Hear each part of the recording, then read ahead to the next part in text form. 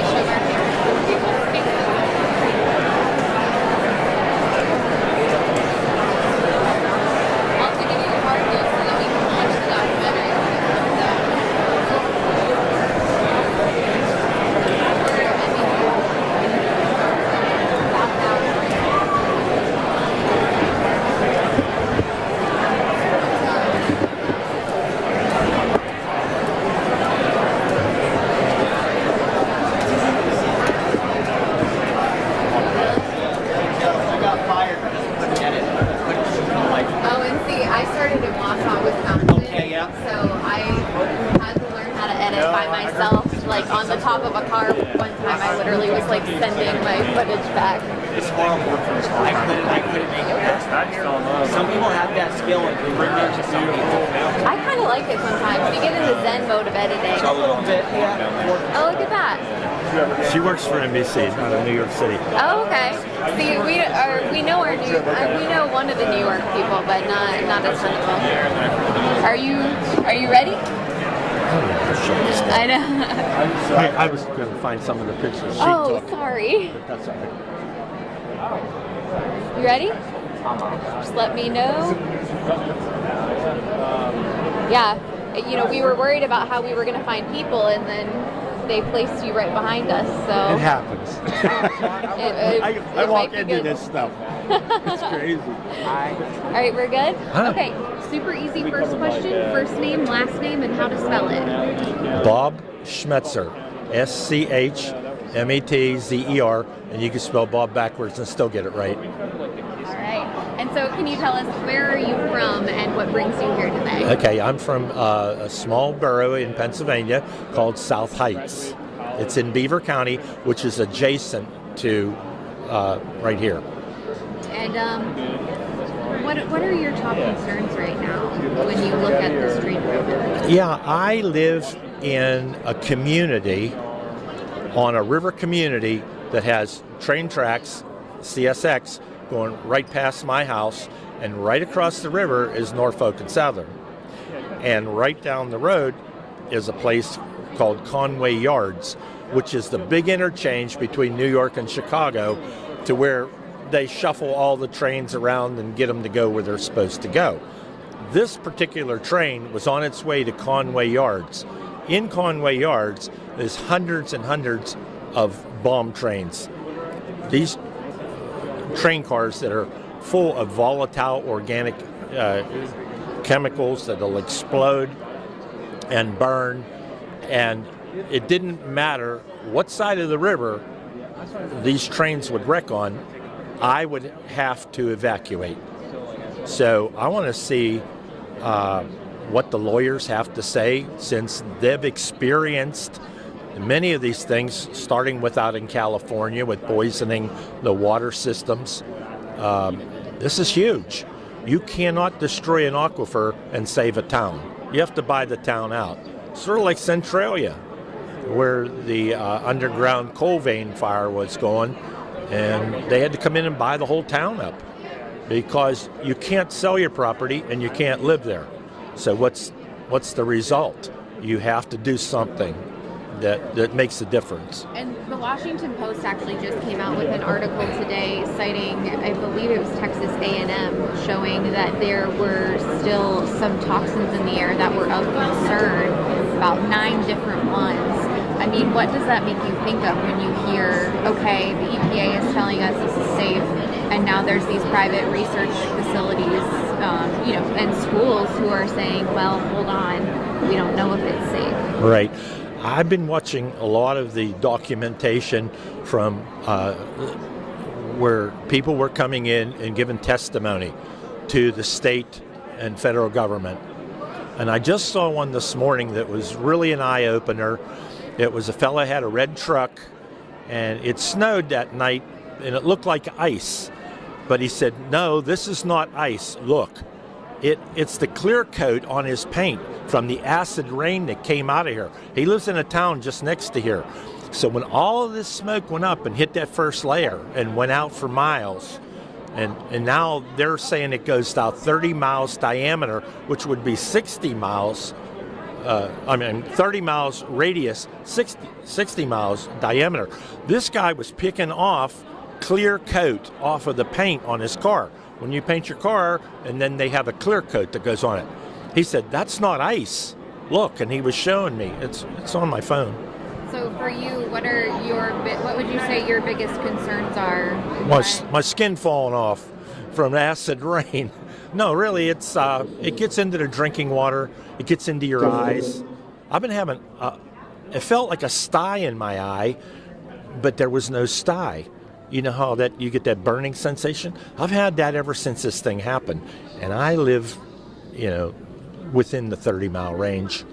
So I know that this is real. So I feel affected by it. I'm scared because the trains go past the front of my house. I want to see what's going on here. I think it's really going to be important. Absolutely. Okay, thank you. Thank you so much. Test, test. Good job. Test, test, 1, 2, 3. Test.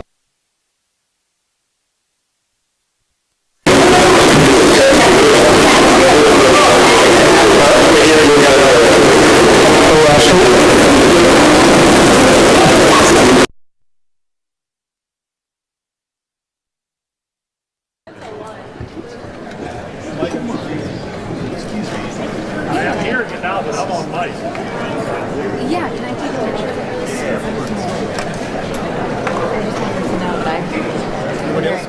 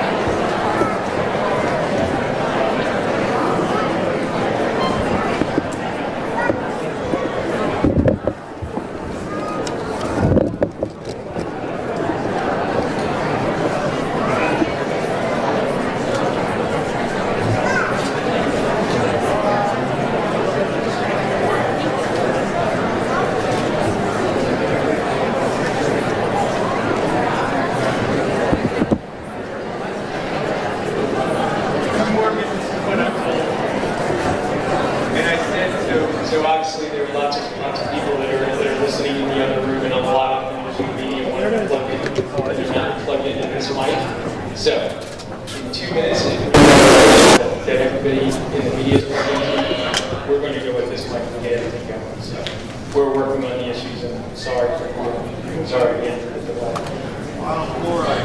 We're good. Are you telling me this microphone works? And we're ready to go. All right, guys, give me just 1 second.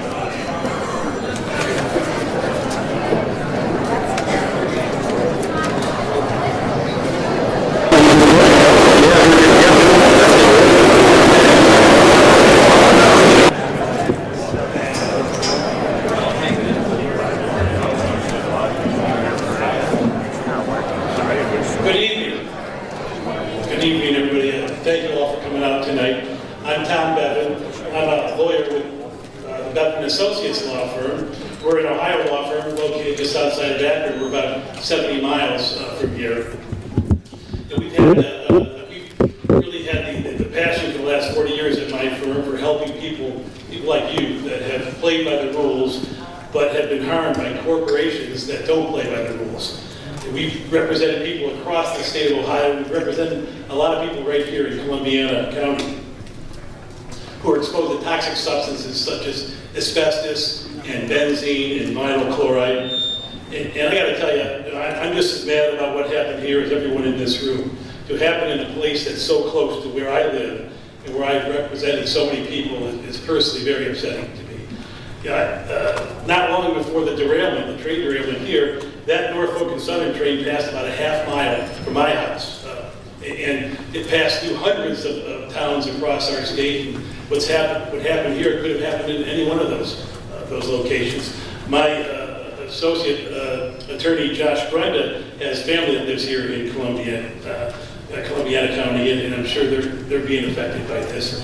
And my wife, who was visiting her elderly parents, was in the danger zone with, the day after the derailment. So this is really personal to us, and that's why my firm has helped to put together this amazing team of lawyers and advocates to speak to you at this public seminar tonight about past cases of train derailments, medical and legal issues, and public safety concerns that may arise from a train derailment case. Our speakers have helped thousands, actually tens of thousands of people in other communities who have been impacted by the effects of similar catastrophes.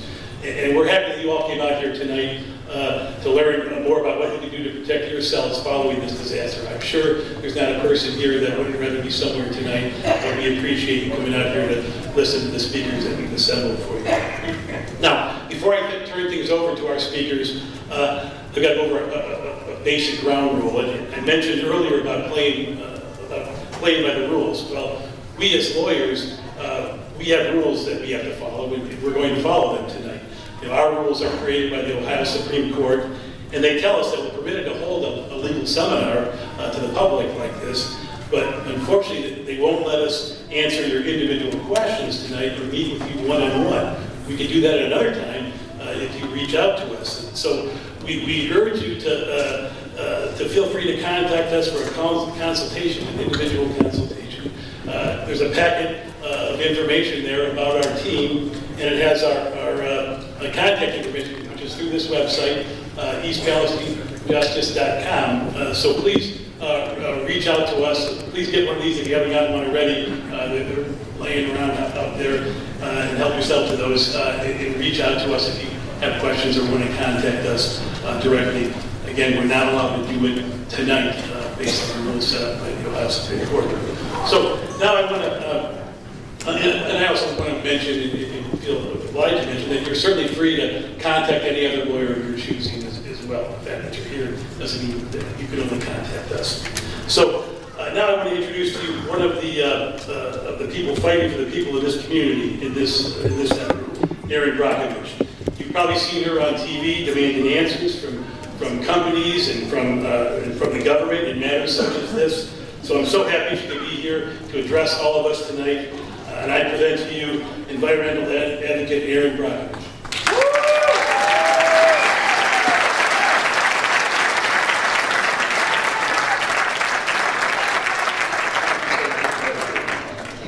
This comes up. Hi. Good evening. Thank you for being here. My name is Erin Brockovich, and not Julia Roberts. I wanted to make you laugh a little because it's awful stressing times for all of you, and I know that. So I'm so thankful that you came out. I've been in town, I got here Wednesday night, but I've been in close communication with many of you that started emailing me on February 4th, about 4 to 5 a.m. That was an early call, but it was an even earlier call and a longer night for you. And I'm doing what?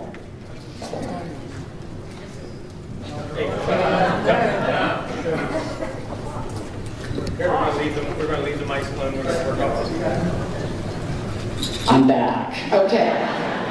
So I got in town on Wednesday, and you know, a couple of people have always asked, you know, why are you just showing up? I just want to say, I'm not just showing up. I was invited by the community, and thank you for having me here. I have been well informed because of all of you. Usually when there's a water crisis or environmental issue, people think, well, maybe Erin Brockovich will know and we'll give her a call. So I too was like you, but from a distance, watching as this unfolded between all of our eyes. And so there seemed to be a moment around the 4th, 5th, 6th, some hen-hawing going on. People continued to email me. We're not getting any answers. There's been a trail derailment. Is there anything that you know? And then, of course, you all know the story about digging a hole and draining the chemicals in there and lighting it on fire. Don't think that turned out so well for anybody. So then people frantically were asking, are you going to be able to come out? And I could see the frustration and the confusion growing for all of you. And I feel that for you. And I've experienced this in community after community after community. That doesn't seem that they are being seen, that doesn't feel they're being seen. You were saying you don't feel you were being heard, you were getting conflicting messages, you were confused, you were fearful. What are these chemicals? All of it. And for 30 years, dare I date myself, when I began my work,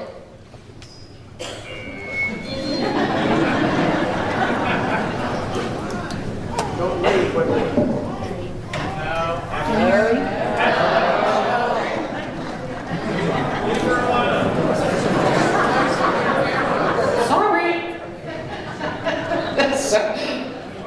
Oh my gosh. Hi, I'm back. But I feel your angst and I feel your frustration. And I want to share something with you. You're not alone. And it feels like it. And every community I've been going to for 30 years gets the same runaround. And they don't get information. And they're full of angst.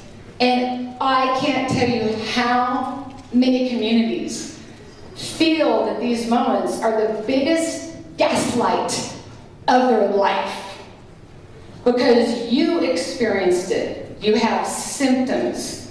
You have issues. You want to be heard, but you're going to be told it's safe. You're going to be told not to worry. Well, that's just rubbish, because you are going to worry. And communities want to be seen and want to be heard.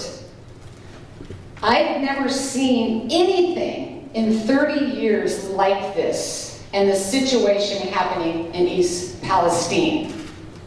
And I come here tonight, we hope to share information with you that you might want to know.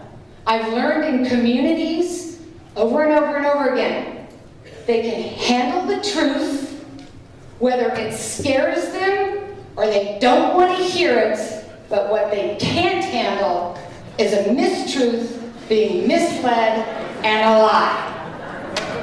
Lights out.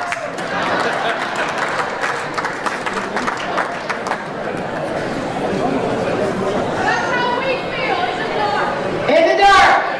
There you go. And in the dark, we will continue to talk.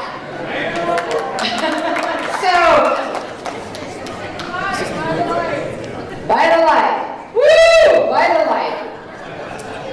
So, but it is because of you and a terrible tragedy that you've reached out to me. And we are here to share information that we know. We have no problem telling you if we don't know. But I'm also here to tell you something that I think you're figuring out. And that truly is, Superman's not coming. No one is coming to change what's happened to you, magically fix what's happened to you, or give you all of the answers. And that becomes, oh my gosh. I'm telling you, one more mic, one more lights out, is going to be a big old F-bomb, and I'm supposed to watch my language. So please. Please. Are we good? We're good. All right. I'm here tonight for you, and a message that maybe you don't want to hear, but you already know it. In the absence of information, and sometimes we get comfortable, we get complacent, and I can say that because I know I have too. But we believed in something, or someone, or an agency, that if there's an issue, will in fact do the right thing by us. But in a moment like this, you will become the strongest advocate you have. And I have found that communities already know this. I'm not coming here tonight to tell you something you already don't know. You have an amazing set of instincts. You have a good set of common sense. And communities need that. Oh my gosh, come on. I've been watching what tests do come out, don't come out. I've been reading the reports. You have 44,000 fish that have been killed. The numbers are rising. People are expressing concern for their health. Their animals are dying. You're doing water sampling out here. You evacuate people because there's toxic chemicals in the air.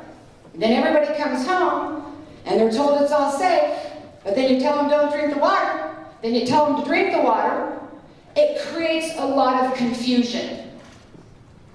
But you own this narrative. Not an agency that wasn't here, and certainly not Norfolk that wasn't here. It happened to you. And I've learned these communities, they start to own what happened to them. You know how you feel. You know your children better than anyone. You know if you're sick. You know if you smell something. You know if the water is a funny color. You have the ability to become, and you will become, your own critical thinker. You will vet information. You will ask questions. You will demand answers. You will listen to that gut and that instinct that will keep you connected as a community. Don't let what has happened here divide you. I've done this enough times. This is not my first rodeo. And I will tell you, you have to band together. Don't expect somebody to give you the answers. Unfortunately, this is not a quick fix. This is going to be a long game.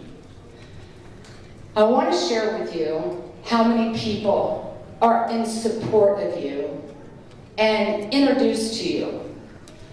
And there is a whole lot of women in this room, and they're really good with their instincts. They're really good with their children. They know what's going on.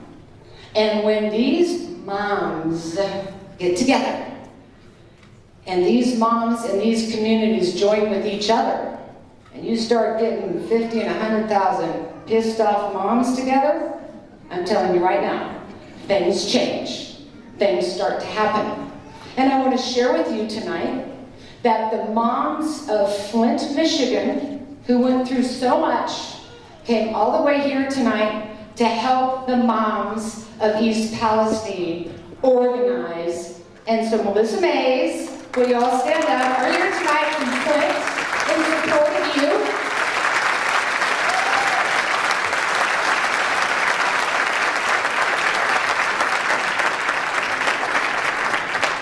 There you go.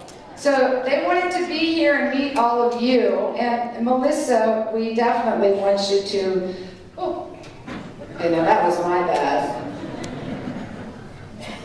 I do, Jessica Conrad. Did you all see your community mom on CNN and Jay Tapper talking to the CEO? Well, she's going to be working with Melissa to help all of you. This is going to be about organization.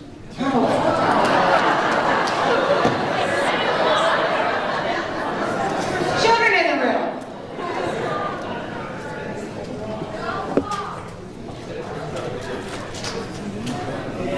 I also want you to know that you have a great neighbor here that has come in total support of this community. You're all going to know him. He's with the Cleveland Browns, Bernie Kosar. He came here.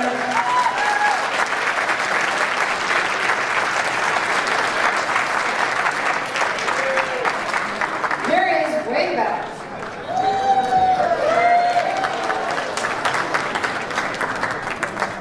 In support of this community, I want you to know that there's a lot of Norfolk employees that are coming forward with information that is extremely invaluable.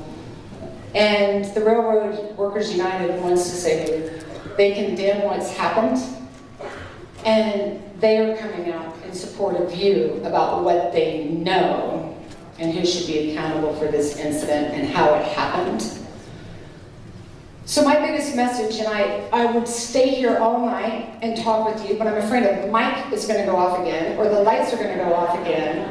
And there are some people here tonight, and we came together to give you information. Information of what we've learned about the water. Information to share with you to understand the water.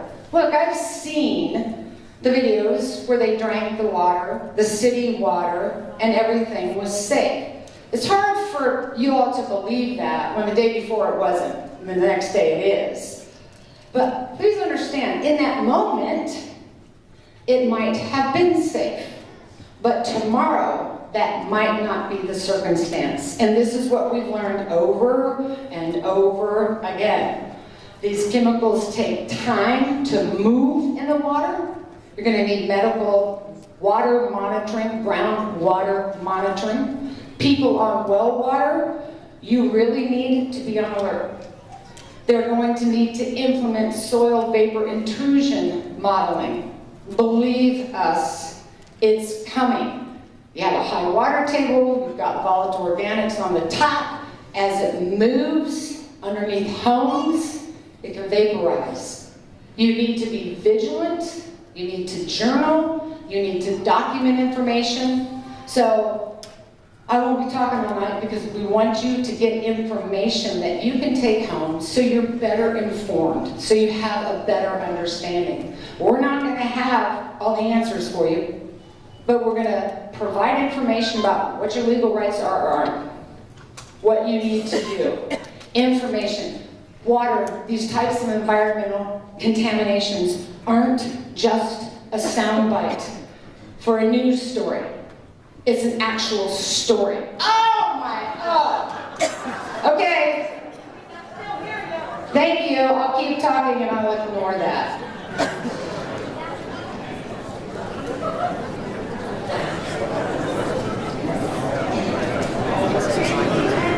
Okay, we're all good?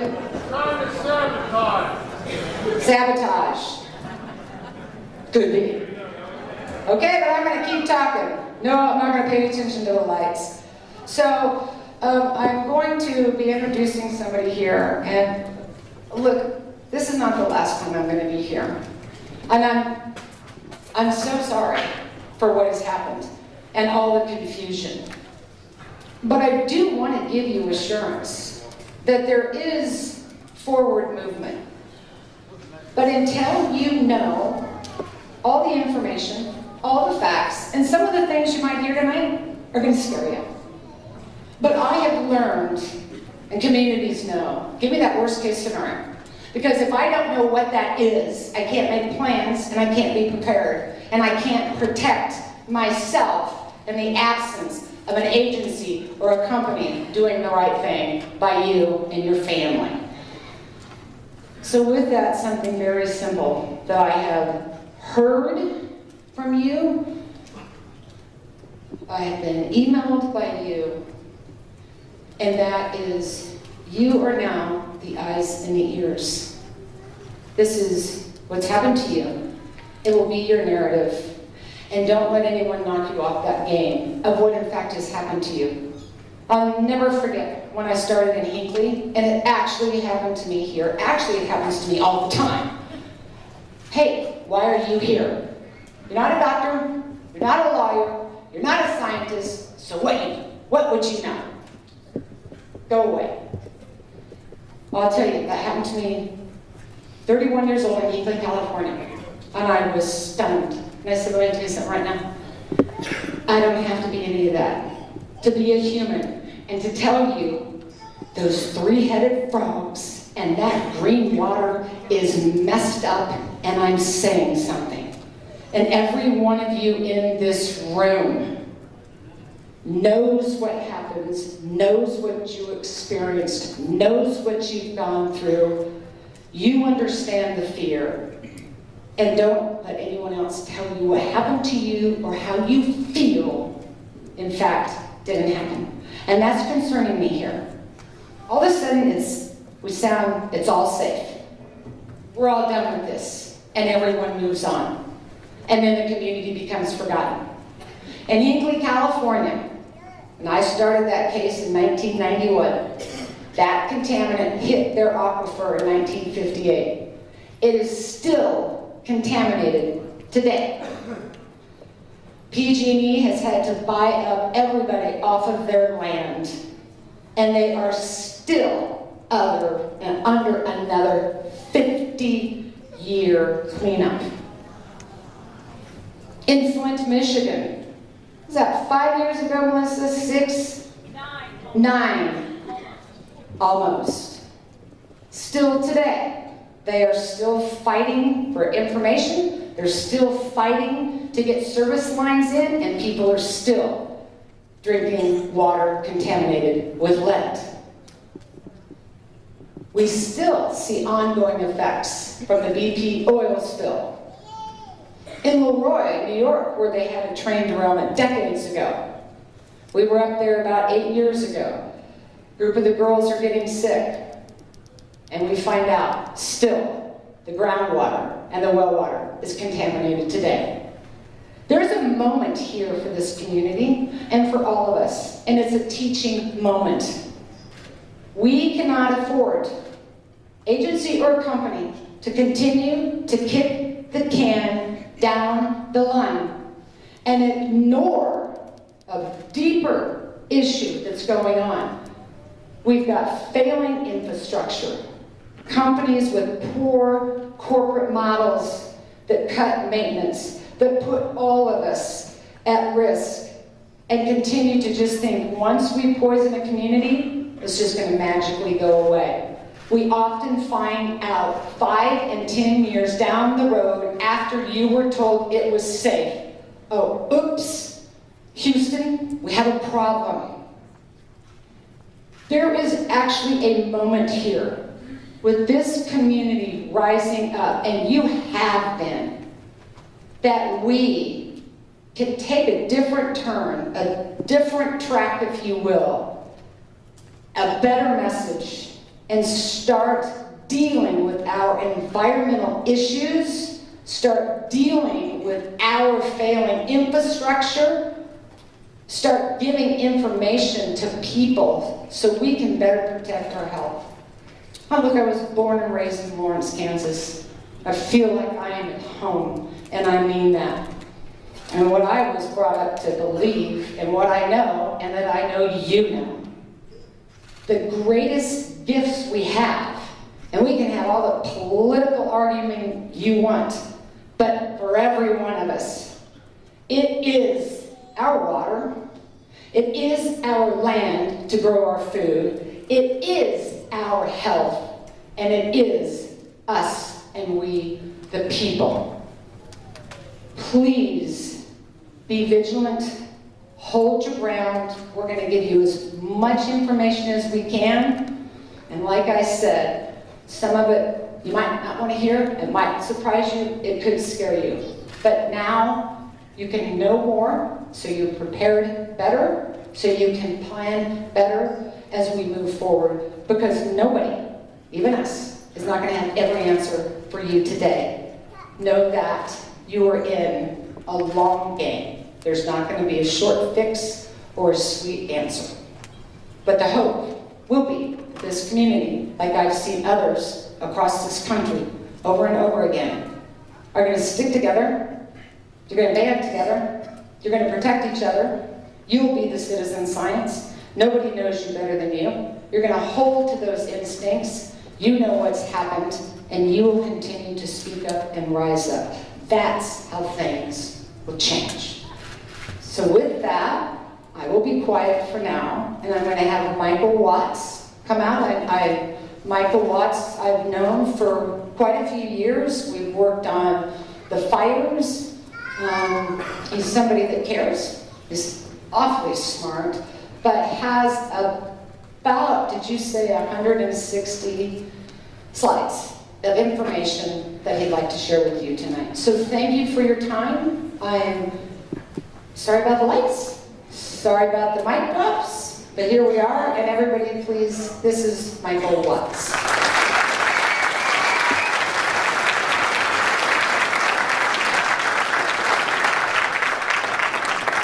So before I started, they said, I want you to use this mic. And I said, oh shit. It works, so this is good. I'm Michael Watts, and I'm really sorry to have to be here. And I'm really sorry that you're experiencing what you're experiencing. It must have been terrifying. And my job is to not tell you what you want to hear. My job is to tell you the information as it is. And so I want to give you the good and the bad and the ugly of the situation in which you find yourself, both from the standpoint of what I would call the court of public opinion versus what you can expect in a court of law if there is litigation. But before we start, I just want to make some observations.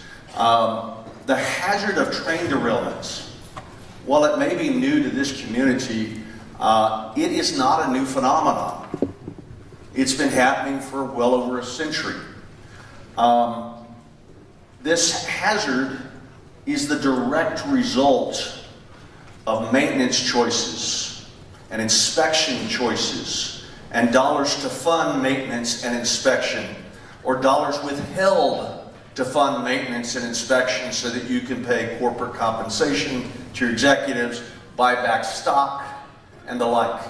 And so the amount of money that is being budgeted for things that the railroads know they have to do has a direct relationship with whether these events happen. So how long have we known about the hazard of derailments? At least a century. And I just want to show you a couple of examples. In Guadalajara, Mexico in 1915, during the US-Mexican War, right after it, 600 people died. In 1970, in Romania during World War I, 800 people died. In France, another troop carrier derailed, 800 people died. Move it up to World War II. In Italy, in Balvano, Italy, 500 people died. Move it up to the 1980s in Bihar, India, 500 deaths. Train derailment is an expedited trip to the next life if there's a derailment. It is a shockingly dangerous phenomenon, and so the duty to prevent it in the law should be higher. Now you're seeing a lot of things that's in other countries. I mean, over in Ethiopia, how do they know how to build a train track? Well, they build them just like we do. And unfortunately, we maintain ours a lot like they do. 425 deaths in 1985. Recently in Russia in 1989, 575 deaths. It's a hazard that has been known consistently for more than a century. But I didn't show you any examples in the United States. Maybe that's just a problem that other people have. We don't have that here in the United States until 2023, right? No. The train derailment hazard is a hazard that is well known here in the United States. Let me just give you 5 examples in the last 30-something years. And I started in 1991 because that's when Erin started picking on PG&E in Hinckley, California. 19,000 gallons of herbicide dumped into the river in Duxbury, California. In 1992, up in Superior, Wisconsin, 15,000 gallons of benzene, which we're going to talk about in a bit, right? This happened 31 years ago. In North Dakota, 146,700 gallons of ammonia. In Paulsboro, New Jersey, 23,000 gallons of something that you are now familiar with, vinyl chloride. We're going to talk again about this one because the railroad that operated the train that that jumped the tracks, it was the same railroad that was operating the train that derailed it in your town. In the law, this is what we call notice, and we'll talk about this in a little more detail. More recently, in 2015, it says deaths, and it should say gallons, I apologize, but acrylamide, all sorts of hazardous chemicals. We live in a society, for better or worse, that chooses to ship the most deadly, the most toxic, the most dangerous chemicals ever made by man in rail cars right through populated cities. Now, whether that's a good choice or not is not for me to say, but if you are going to ship these kinds of chemicals through populated areas or small towns like this, you damn sure have an obligation to make sure that you don't jump the tracks. Prior Norfolk Southern train derailments. Is this their first rodeo, to quote Ms. Brockovich? No. Let me just talk to you about 4 or 5. In 2002, in Tennessee, 10,600 gallons of sulfuric acid were released after this company derailed a train there. In 2012 in Paulsboro, New Jersey, 23,000 gallons of vinyl chloride were released after a derailment on a bridge in New Jersey. 2018 in Pennsylvania, 46 double-stacked cars, 23 well cars jumped the tracks. Fortunately, in that one, they were carrying Listerine and Pampers. And of course, what just happened to you, 1.1 million pounds of vinyl chloride had to be released within days of this to keep your town from exploding. What happened to you is not new. What happened to you is a hazard that has been known by this company for a long time. And what happened to you is a course of conduct that is repetitive, entirely preventable, but not prevented.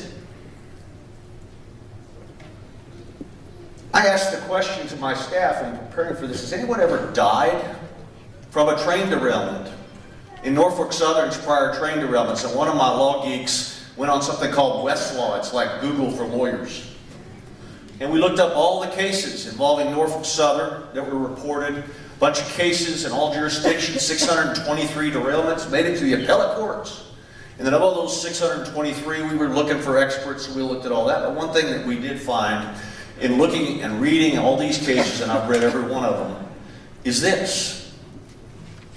There was a history of reported cases, and we came across this one from a decade ago in Paulsboro, New Jersey. And the reason this is important to me is when you dig up the case, you'll find a case called Scott versus a whole bunch of companies, but Norfolk Southern's in there. And what happened in that case? The claims arise from exposure to the chemical vinyl chloride following a train derailment on the East Jefferson Street Bridge over the Mantua Creek in Paulsboro, New Jersey on November the 30th of 2012. Plaintiff Michael Hardy and decedent Wessie Hardy were residents of New Jersey at the time of the incident. The decedent was working in her yard at the time of the incident. She was admitted to the hospital due to difficulty breathing, chest pains, burning, and irritation of the eyes. Familiar to anyone? And she passed away 4 days later. This is, in the practice of law, what we call notice. You killed somebody a decade ago because your choices allowed one of your trains that you were responsible for to jump the tracks while you were carrying one of the worst chemicals ever invented by mankind. So what did you do about it to prevent it from happening again? Well, they got sued. They've got insurance. Settle the case. Insurance pays for it. What did they do? I don't know whether they sent flowers to Miss Hardy's funeral, but there she is. Her death was unnecessary, and what happened to your town was unnecessary as well. They had a decade to prevent it from happening again. Then I asked the question, well, do we have any statistics as to how often this happens to Norfolk Southern? And it turns out that the Transportation Administration, the U.S. Department of Transportation, and you saw its administrator here yesterday, has a rail equipment accident incident database. And you can go in and you can type Norfolk Southern, as my law lawyer, my partner Jay Henderson, who's here.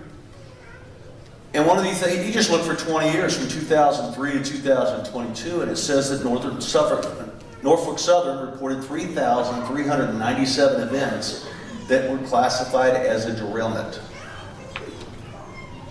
Start doing the math, folks. 3,397 events classified as a derailment over 20 years. This is happening about every 3 days. It's not always catastrophic, but the data does not lie. So what did Norfolk Southern do to prevent derailments before this one? Well, we know that last year in 2022, they had 770 cars carrying hazardous materials that were involved in accidents up from just 79 cars in 2012. How is that possible? An almost tenfold increase. It says the year before it should be from 2012. But the bottom line is, in the last decade, since poor Ms. Hardy was killed by exposure to vinyl chloride, their accident rate has gone up almost tenfold. Why? Well, we know they've got plenty of money because they're spending $10 billion buying back their own stock, which is what companies do when they're too flush with cash and they want to raise the stock price. They just buy it back. There's been a lot of articles about the relationship between Norfolk Southern's profit motives and more accidents. And the bottom line is, when you look at the data, safety experts are saying this focus on financial returns may be partly to blame for the derailments and accidents like the one in Ohio. And we've got data with respect to hazmat cars, which are in green. We've got releases, and you can see it's persistent. It's not frequent, but it's persistent. And then the profits and the corporate bonuses keep getting paid as the maintenance budgets are trimmed. They have to file, because they're a publicly traded corporation, something known as a report on 10K. It's the annual report to the shareholders. And in effect, we can see what their net income is in 2022, 21, 20, and just in the 2 years since 2020, their income has gone up by 62%. That does not happen by accident.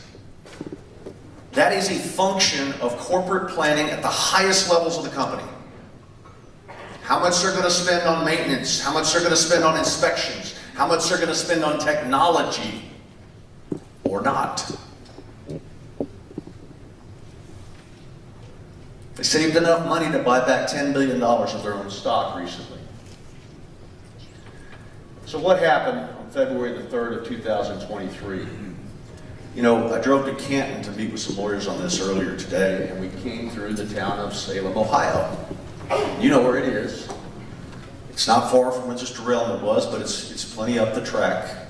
And this company, Utech Bliss, had a surveillance video that a lot of you all have seen.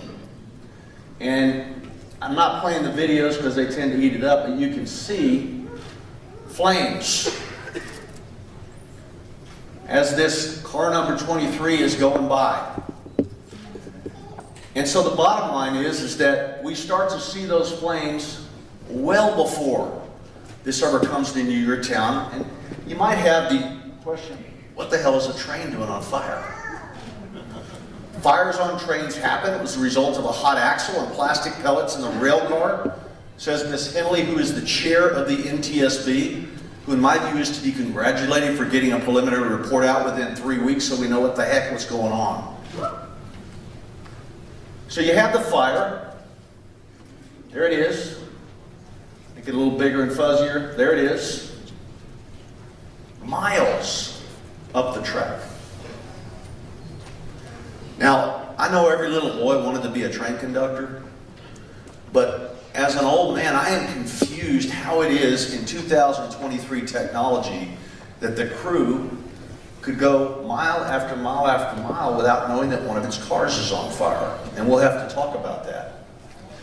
But as we look at what happened, the NTSB report that came out yesterday, if you've read it, there are detectors along the track that detect the temperature of these cars to see if anything is elevated.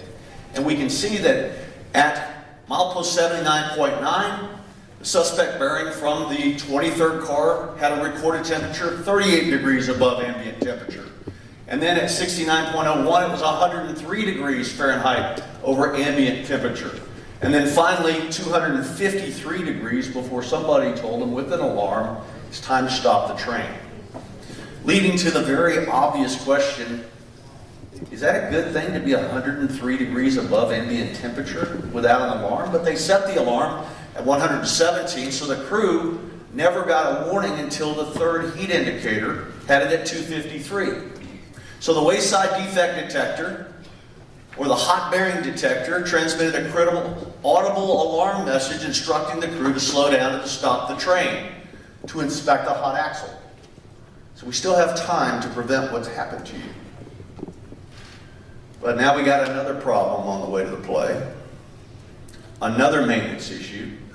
When they apply the brakes, there's a little problem. The train comes to a stop after the acceleration from the automatic emergency brake application. Then the crew gets out and they notice that there's smoke and notify the Cleveland East dispatcher of a possible derailment. Now, Mama didn't raise the smartest kid, but my common sense says, how does a crew not know that they derailed? 5 derailed DOT 105 specification tank cars, 28 through 31 and 55, carrying 115,580 gallons of vinyl chloride, continued to concern authorities because of the temperature inside one tank car was still rising. Thus, you had the automatic or the intentional release of all this stuff. The initial fire was the result of the hot axle and the plastic pellets in the rail car. And so here we are. Eventually, it's 253 degrees Fahrenheit above the ambient temperature. I've learned from coming from the south, it gets cold here. But even if it was 40 degrees, we're boiling water temperature above your temperature in terms of what this was. It was well above critical levels. The chair of the NTSB says had there been a detector earlier, the derailment may not have occurred. Now, crew receives a warning telling them to immediately slow and stop the train to conduct an inspection. During the deceleration, the rail car wheel bearing failed, maintenance problem number 2, causing the derailment. The NTSB's got all this equipment, the wheel set and the bearing. There are various causes of roller bearings to overheat, including fatigue cracking, water damage, and mechanical damage. All things that you see if you have a proper inspection program. All things that you miss if you choose not to pay for inspections and choose to send those dollars up to corporate executives for stock buybacks. You know the result. There were 38 cars derailed and fire damaged, an additional 12 cars, according to the NTSB. And you've seen the pictures. And again, I am so sorry that this